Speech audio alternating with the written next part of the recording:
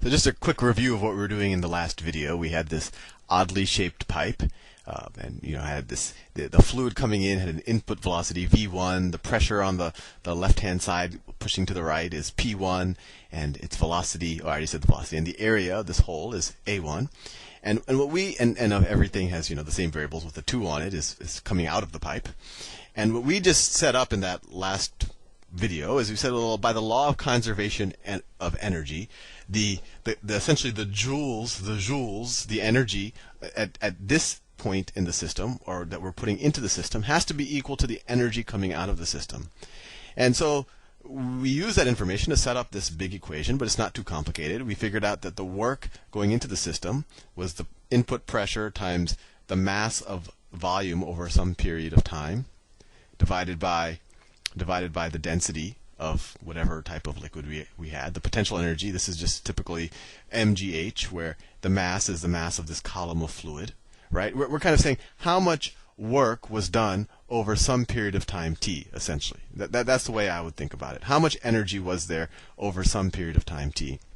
And the kinetic energy over that period of time would have been the mass of this volume of fluid times its velocity squared divided by 2. That's typical kinetic energy, right? And of course, that has to be equal to essentially the output energy. And so this is the output work, or essentially how much work a column of water could do on the output side. So, and it's an equivalent volume of water, remember that. So in some period of time t, whatever volume of water this was, in some period of time t, an equivalent volume of water, maybe it'll be a longer cylinder now, because it's going to be going faster. So on the output side, it's this longer cylinder that we're talking about, but it's going to be the same volume and the same mass. So what we say is that the output, the work that this column can do in that same amount of time, would be the output pressure times the mass of this column divided by the density of the column, which is the same because it's the density of the liquid is the same throughout, times the mass of this column, which is the same as the mass of this column, because the volume hasn't changed, and the density hasn't changed, so they're the same mass. Although now this column has more potential energy, right? It's up at H2, which I'm assuming is higher than H1. And then its kinetic energy is just the mass of this cylinder of fluid times its velocity squared, which is the output velocity divided by 2. So this is potential energy out, and this is kinetic energy out. And these equal each other. So this setup, this is Bernoulli's equation, but let's see if we can clean it up so that we can get rid of variables that we don't have to know about. So one thing that we see, there's an m in every term, so let's get rid of them. Divide both sides of this equation by m. Dividing both sides of this equation by m, we get that.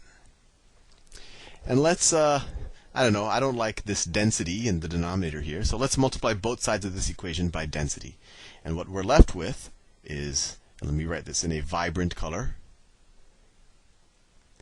P, the input pressure, plus, we're multiplying everything by this rho, this density, so we have input pressure plus rho g h1, the input height, the initial height, plus rho v squared over 2. You're probably expecting me to say rho v Wade, but no, this is rho, bad joke.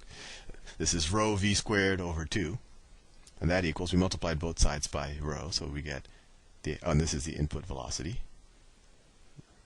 The rho, so that equals the pressure out plus the density times gravity times the output height.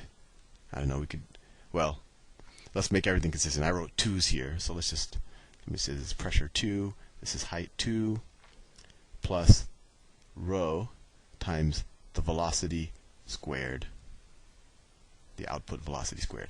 This is Bernoulli's equation, and it has all sorts of, what I would say is fairly neat repercussions. For example, it tells us that, let's assume that the height stays constant, so we could ignore these middle terms. If the height is constant, if I have a higher velocity, and this whole term is constant, then my pressure is going to be lower, right? Think about it. Let's ignore, if height is constant, this doesn't change, But if this increases, if velocity increases, but this whole thing is constant, pressure has to decrease. Similarly, if pressure increases, then velocity is going to decrease. That might be a little unintuitive, but the other way it makes a lot of sense. When velocity increases, this pressure is going to decrease. And that's actually what makes planes fly and all sorts of neat things happen. But we'll get more into that in a second. But let's see if we can use Bernoulli's equation to do something useful. And you should memorize this, and it shouldn't be too hard to memorize. You know, it's pressure, and then you have this kind of potential energy term, but instead of mass, you have density, and you have this kind of kinetic energy term. It's not kinetic energy anymore because we manipulated it some, but instead of mass, you have density. So with that said, let's do a problem. I'll keep this down here since you probably haven't memorized it as yet. Let me erase everything else. That's not how I wanted to erase it. But let me see if I can. Oh, that's how I wanted to erase it. I wanted to erase it like that, without getting rid of anything useful. Okay, that's good enough. And then let me clean up all this stuff. Clean up this stuff. So let's say that I have a cup. A cup. I'll just draw a cup. Easier to draw sometimes than to draw straight lines and all of that. No, that's too dark. Do purple. And I'm using the super wide tool. I have to switch the length. Okay, so that's my cup. It has some fluid. Actually, let's say it has a top to it. It has a top to it, and I have some fluid in it. Maybe it happens to be red. We haven't been dealing with red fluids as yet. So let me. Oh, I didn't want to do that. So let's just, you know, there's a fluid there, and let's say that there's no air here. So this is a vacuum, and let's say that h. We don't know what units are, but let's say h meters below the surface of the fluid. So this is all fluid here, right? I poke a hole. I poke a hole right there, and fluid starts spurting out. Fluid starts spurting out. And my question to you is, what is this output velocity of the fluid as a function of this height?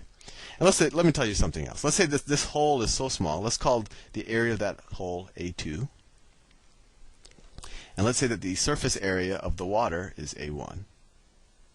And let's say that hole is so small that the surface area of the water, let's say that A2 is equal to 1/1000th of A1. So this is a small hole relative to the surface area of this cup, right? So with that said, let's see what we can do about figuring out the velocity coming out. Well, Bernoulli's equation tells us that the input pressure plus the input potential energy plus the input kinetic energy is equal to the output, et cetera, et cetera, et cetera. So what is the input pressure? Well, the input pressure, the pressure at this point, there's no air or no fluid above it, so the pressure at that point is 0. Input pressure is 0. What is the input height? Well, let's just assume that that the hole is done at height 0. H equals 0. So the input height, h1, is just h, right? If this is 0, then this height right here is h. And what is the input velocity? Well, we know from the continuity equation, or whatever that thing was called, we know that the input velocity times the input area is equal to the output velocity times the output area. Output area. And we also know that the output area is equal to 1/1000th of the input area, right? So this is area 2. So we know that the input velocity times area 1 is equal to the output velocity times 1/1000th of area 1. So we could say area 1 over 1,000. Divide both sides by area 1. So we know that the input velocity is equal to v2 over 1,000, right? So that's good to know. So these are the three inputs into the left-hand side of Bernoulli's equation. And what's on the right-hand side of Bernoulli's equation? Well, what's P2? What's P2? What's the pressure at this point? Well, I just ran out of time. I'll continue this into the next video.